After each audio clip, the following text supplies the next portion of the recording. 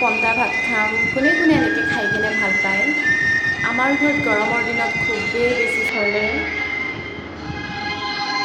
আৰু এইখিনি হ'ল পন্তা ভাত, তাতে মই অকণমান নিমখ দিছোঁ, পিঁয়াজ, জলকীয়া আৰু একদম দুটুপমান মিঠাতেল ঢালি দিছোঁ।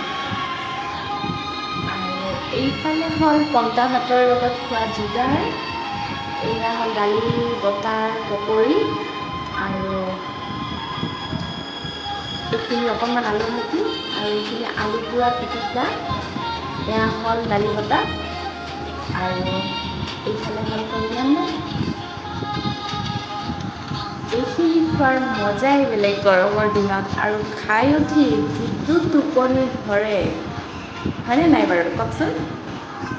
আৰু এতিয়া মই খাওঁ, আপোনালোকে চাই থাকক। কোনে কোনে এনেকৈ গৰমৰ দিনত খায় বাৰু ক'বচোন। আমাৰ ঘৰত কিন্তু খুবেই চলে দেই গৰমৰ দিনত, প্ৰায় গৰমৰ দিনত দুপৰীয়া পন্তা ভাতেই চলে।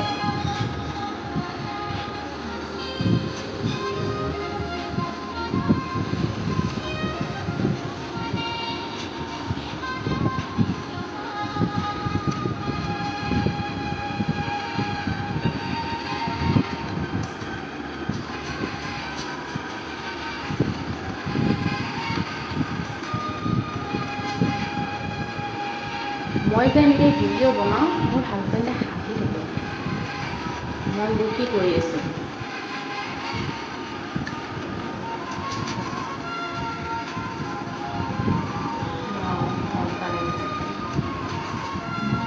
অঁ আচ্ছা, মই আপোনালোকক আজি সোধাই নাই নহয়, কি খবৰ বাৰু আপোনালোকৰ।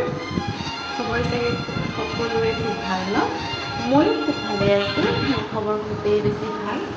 আৰু এয়া হ'ল আজি গধূলিৰ নাজাৰা, কি ধুনীয়া হয়নে।